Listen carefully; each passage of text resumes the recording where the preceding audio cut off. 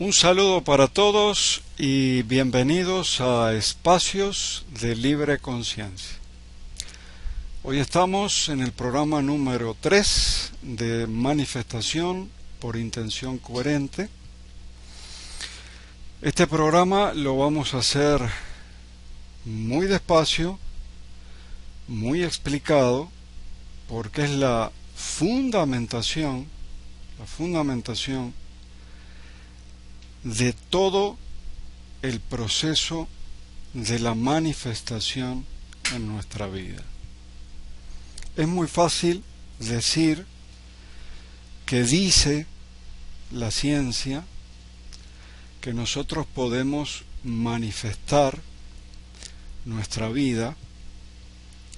Muy fácil decirlo, pero cuando vamos a la práctica ya las cosas se ponen un poco más complicadas, y eso muchas veces es por no tener en cuenta una cantidad de cosas que sí hay que tener en cuenta y que hay que estudiarlas y tenerlas muy claras.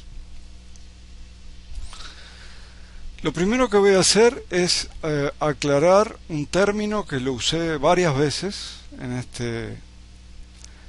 este ciclo de programas cortos del canal Libre Conciencia, Espacios de Libre Conciencia, y es la palabra fractal.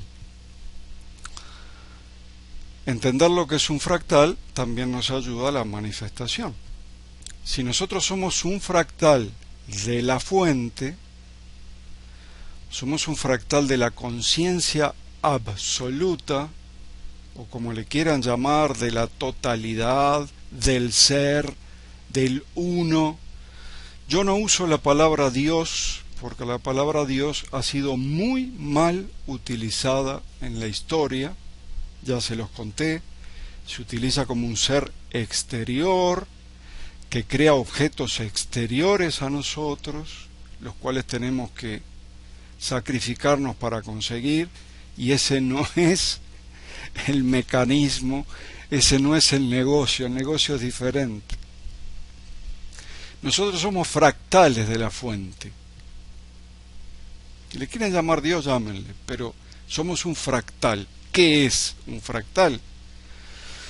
Luego le voy a mostrar algunos. Es una parte que sin importar el tamaño, puede ser micro, puede ser macro, mantiene el mismísimo diseño y proporción que el original. O sea, una parte de algo que sin importar, yo corto un pedacito de ese algo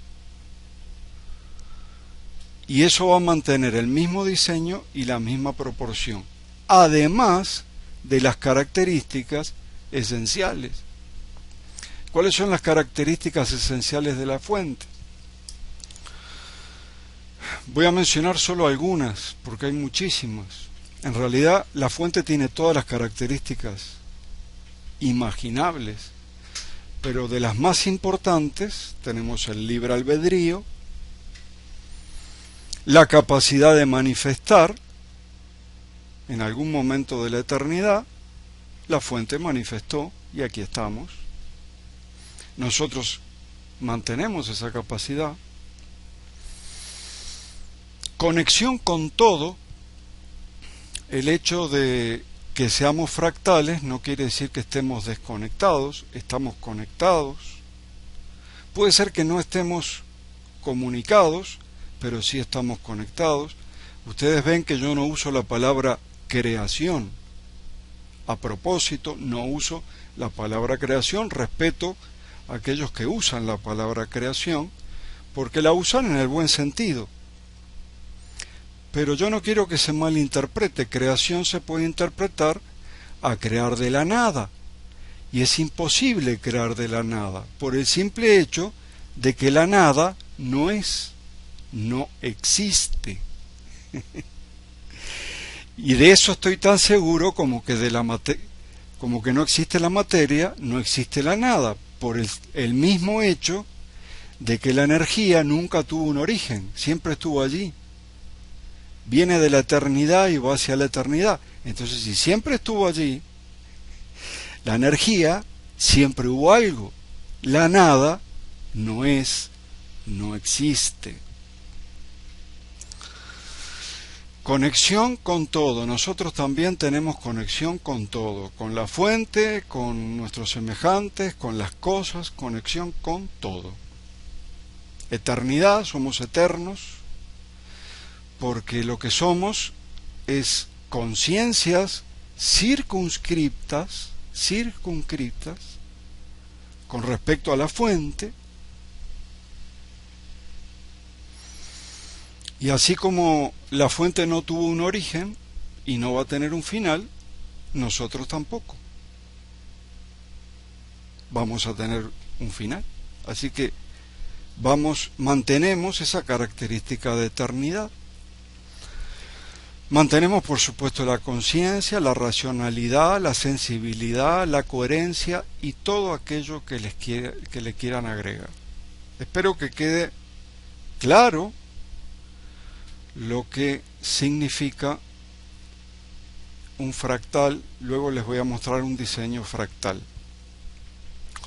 Habíamos dicho el programa pasado que hoy íbamos a retomar algunos conceptos del programa anterior, que yo creo que es muy importante tenerlos en cuenta. Habíamos mencionado que todo aquello que produce una experiencia en la conciencia es real. Nosotros podemos estar hablando de ilusión, podemos estar hablando de hologramas. Si quieren comerse un hongo alucinógeno y alucinan, podemos hablar de alucinación. Podemos hablar de sentimientos y podemos hablar de emociones. ¿Alguno de ustedes vio alguna vez un sentimiento? Por la cara de alguien o por la expresión que alguien pone, uno puede tener una idea del sentimiento de esa persona, pero el sentimiento mismo o la emoción misma es imposible verla. Son cosas que no se pueden tocar, no se pueden escuchar, son intangibles. Todo lo que mueve nuestra vida es intangible. Piénsenlo, piensen. ¿Qué nos hace levantar todas las mañanas? ¿Una cosa material?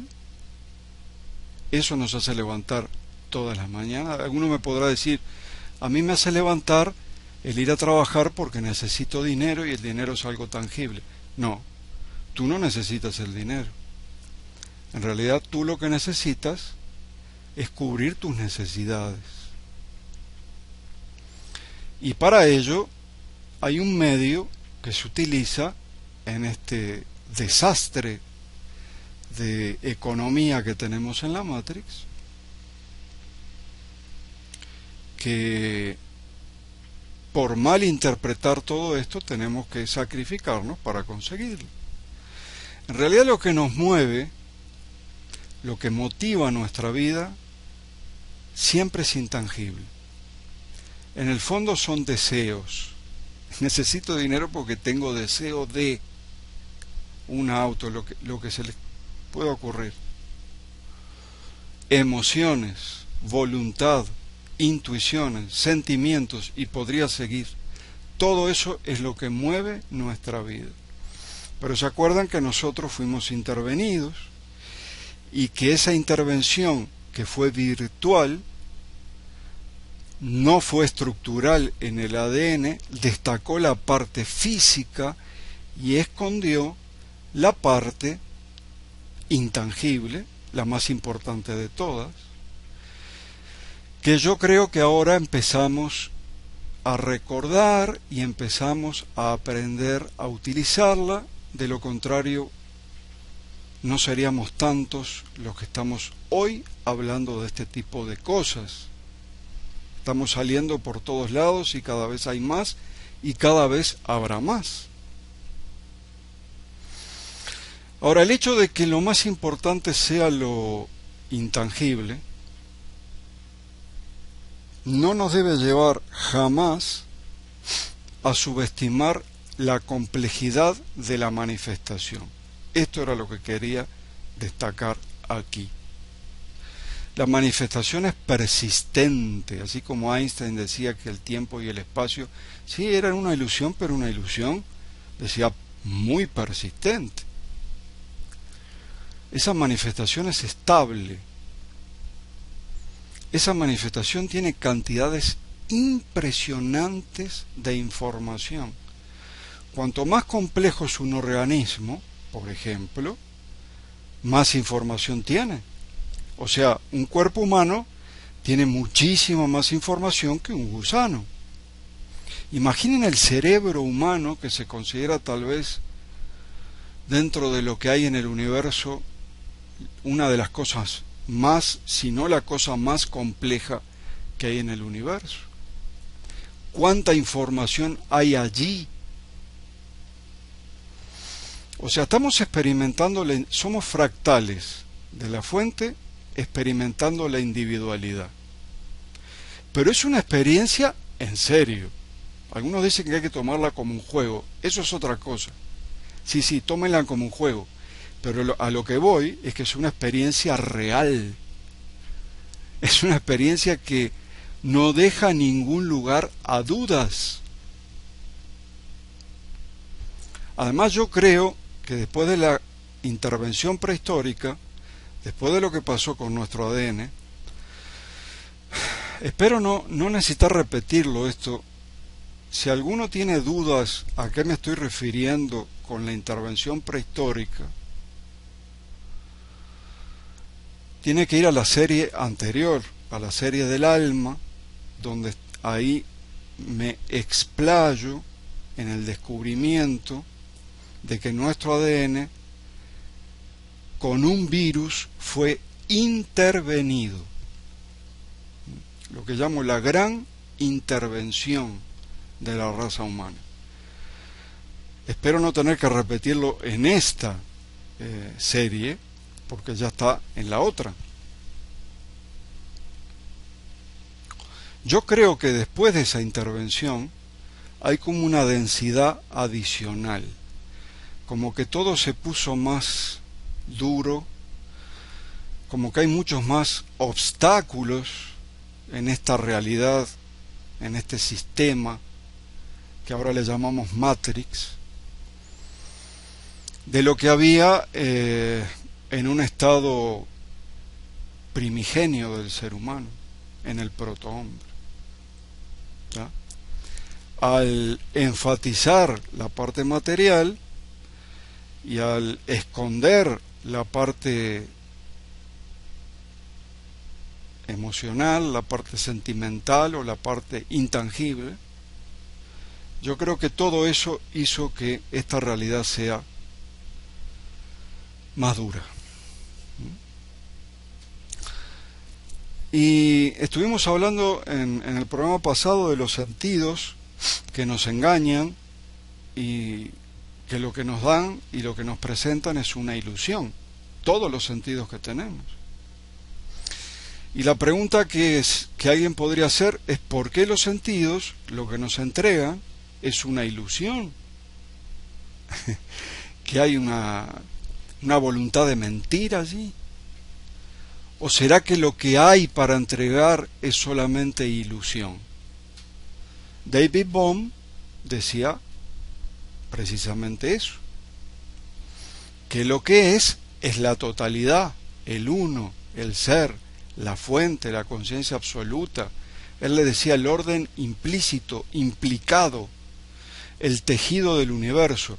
La fragmentación, lo que nosotros vemos, las cosas separadas, que Bohm lo llamaba el orden explicado, lo que estamos experimentando como individualidad, sí, es muy compleja, es muy real y tiene mucha información, pero no obstante es ilusoria.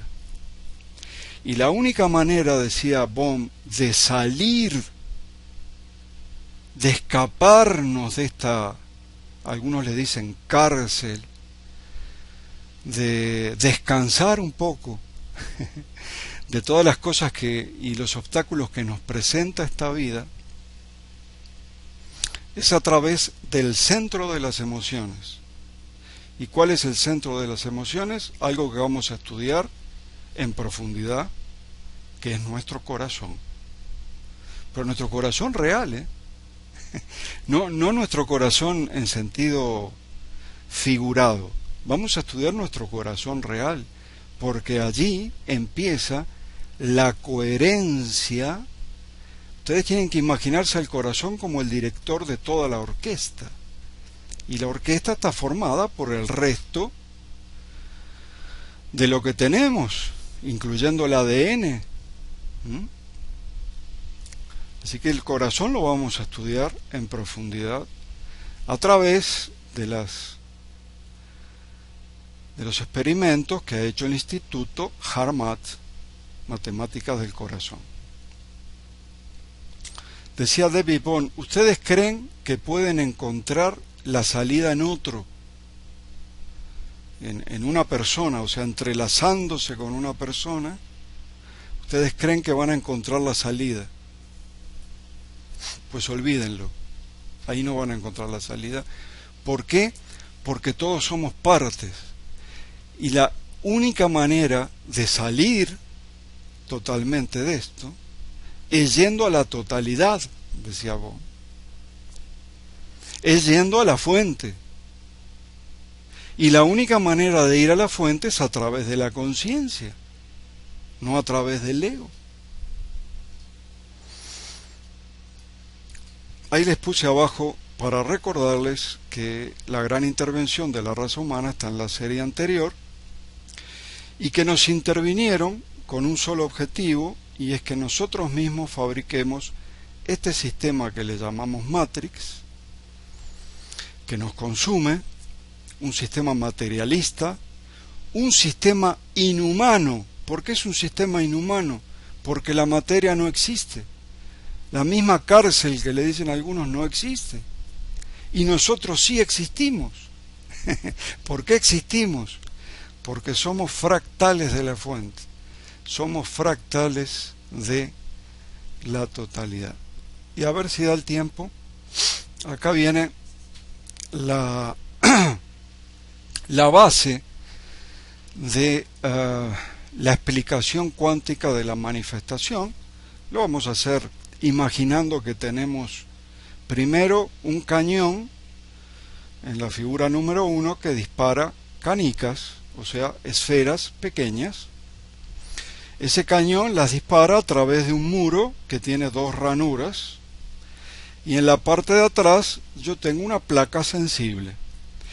¿Qué voy a obtener en la placa sensible? Bueno, un patrón de partículas, o sea, 2 líneas nada más. Si en lugar de esas pequeñas esferas yo hago pasar agua por las 2 ranuras, imaginen las ondas del agua, cómo se interfieren una con otra, y entonces obtenemos lo que se llama un patrón de interferencia. Un patrón de interferencia son muchas rayas, no 2, muchas. Ahora vamos a cambiar y vamos a conseguir un cañón que dispare electrones. Uno por uno.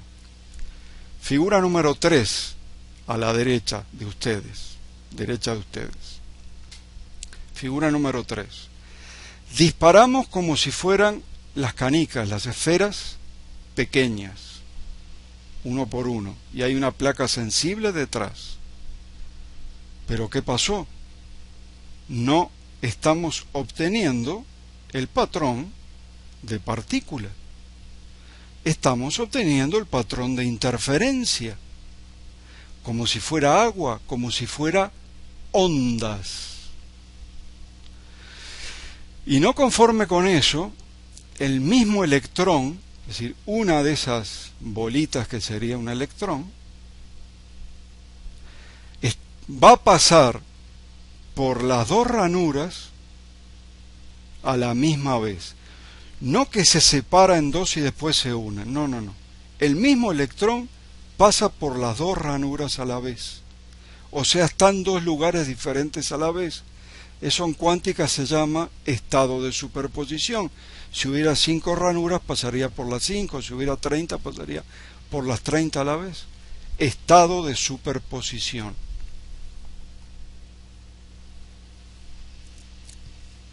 Ahora, si disparamos otra vez con el mismo cañón de electrones, uno por uno, a la misma pared con dos ranuras sobre la placa sensible que está detrás, pero ahora nosotros queremos saber si realmente el electrón pasa por las dos ranuras a la vez. Entonces lo que hacemos es poner un detector, por ejemplo un foco en cada ranura. Cada vez que pasa un electrón se prende el foco. ¿Qué va a pasar?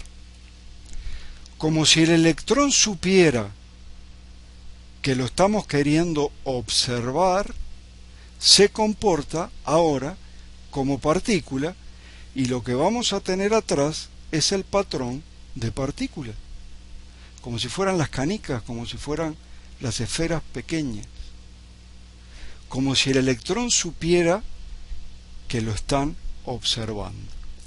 ¿Qué elementos tenemos aquí?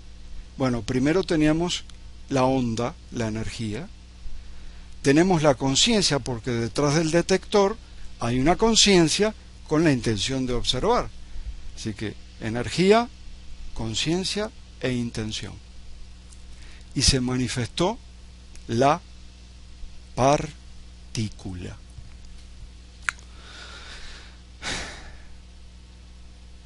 Según lo que hemos visto antes que esto, ¿se acuerdan de la hipótesis Penrose-Hameroff?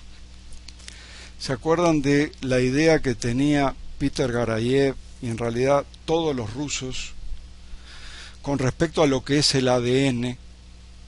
Es una computadora cuántica, es un ordenador cuántico. Peter Garayev le agrega un ordenador cuántico holográfico. ¿Se acuerdan que podía hacer una cantidad de cosas? Podía leer información, podía modular información. Primero, lee la información, después la descodifica, después la modula y después la proyecta. Todo eso hace el ADN. Entonces, si somos una computadora cuántica, ¿por qué nos cuesta tanto la función cuántica que se llama, me olvidé decirles, disculpe, volvemos para atrás? La función cuántica se llama aquí colapso de función de onda, porque lo que pasó es que la función de onda de la figura 3 colapsó cuando yo le puse los detectores. ¿Se entiende? Colapsó cuando yo le puse los detectores. Entonces yo pregunto, ahora vamos para adelante otra vez, si nosotros somos computadoras cuánticas caminando, ¿por qué nos cuesta tanto colapsar la función de onda y manifestar con el pensamiento cosas tangibles en la realidad? ¿Por qué nos cuesta? Hay una cantidad de cosas. Tenemos que hablar de la conciencia colectiva. La conciencia colectiva es más amplia que la conciencia individual. Es circunscrita respecto a la fuente, pero es más amplia que la conciencia individual. No tenemos que olvidarnos que somos muchos en el mundo los que queremos manifestar. Y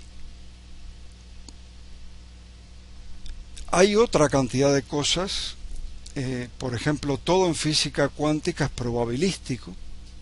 Puede suceder o puede no suceder, así que también tenemos que hablar de eso. Y eso en el próximo programa, que va a ser este mismo pero 2, lo vamos a explicar bien. No les mostré qué malvado, el diseño del fractal. Eso que está arriba de la diapositiva no es un adornito, sino que son dos diseños fractales. O sea que si yo corto un pedazo a ese diseño, va a tener siempre el mismo diseño y la misma proporción numérica. A pesar de las dificultades, no tenemos que olvidarnos que la Matrix la manifestamos nosotros, la manifiesta la raza humana, y para ello nos programaron. Y si la manifestamos nosotros, también podemos cambiarla. Y también podemos hacer la gran manifestación. Para ello también hay todo un proceso del cual vamos a hablar en el próximo espacio de Libre Conciencia. Nos vemos el martes que viene.